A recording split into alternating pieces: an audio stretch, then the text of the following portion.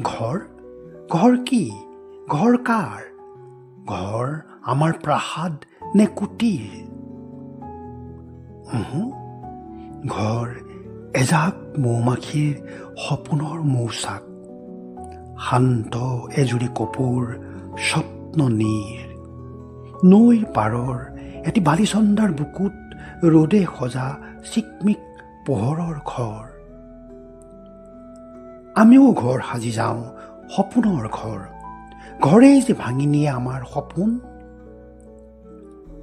ভগ্নাৱশেষত শিবিৰ পাতি আমি আকাশত উৰুৱাওঁ আশাৰ চিলা। মানুহৰ বুৰঞ্জীত অঘৰীৰ বিজয় পতাকা।